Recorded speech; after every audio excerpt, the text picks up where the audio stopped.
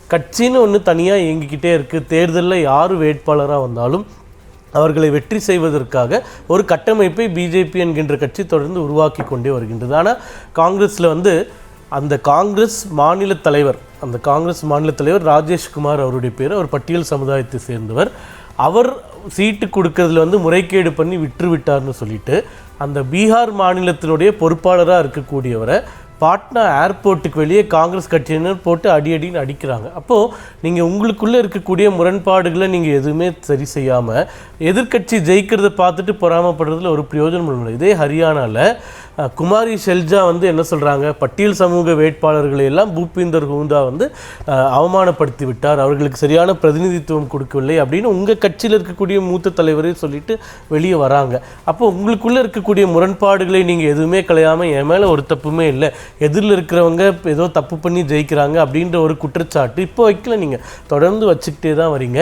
அது மக்கள்கிட்ட எடுப்படவில்லை. ஏனென்றால் நீங்கள் தோல்விகளுக்கு காரணம் தேடிக்கொண்டே இருக்கிறீர்களே தவிர ஆனால் வெளியே தேடுறீங்க, உள்ளே தேட மாட்டேங்கிறீங்க.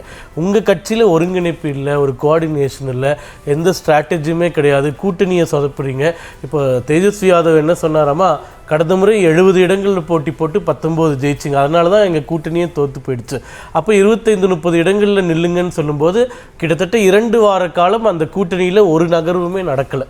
இப்போ 70க்கு பதில் 55 நின்னாங்க. இன்றைக்கி ரிசல்ட் பாருங்கள், வெறும் 5 தொகுதி தான் ஜெயிச்சிருக்காங்க. அப்போது 50 தொகுதி ஃப்ரீ விக்கெட் மாதிரி எங்களுக்கு கொடுத்துட்டாங்க. அப்போது நீங்கள் உங்களுடைய கூட்டணியை, உங்களுடைய பல்ஸ் தெரிஞ்சு, உங்களுடைய ஸ்ட்ரென்த் தெரிஞ்சு அதுக்கேற்ற மாதிரி முதல்ல போட்டி போட்டுட்டு அப்புறமா எங்ககிட்ட மோதணும். நம்ம தொடர்ந்து பேசலாம் சூர்யா, நம்ம தொடர்ந்து பேசும். பீகார் சட்டமன்ற தேர்தல் நேரலையை பார்த்து வருகிறோம். அங்கு பாஜக 101 இடங்களில் போட்டிட்டு இருந்தது. 90 இடங்களில் அந்த கட்சி முன்னிலை வகிக்கிறது. கிட்டத்தட்ட 90 விழுக்காடு இடங்களில் பாஜக முன்னிலை வகிக்கிறது. யாரும் எதிர்பாராத வகையில் கருத்து கணிப்புகளை நேர்மறையாக பொய்யாக்குகிற வகையில் தேசிய ஜனநாயக கூட்டணி அதிக இடங்களில் முன்னிலை பெற்றிருக்கிறது. தேஜஸ்வி யாதவே இந்த தேர்தலில் வெற்றி பெறுவாரா, ஏனெனில் அவர்தான் மகாகட்பந்தன் கூட்டணியுடைய முதலமைச்சர் வேட்பாளர், அவரே வெற்றி பெறுவாரா என்கிற ஒரு சந்தேகம் எழுப்பக்கூடிய வகையில் மாறி மாறி முன்னிலையும் பின்னடைவும் தோன்றி வருகிறது.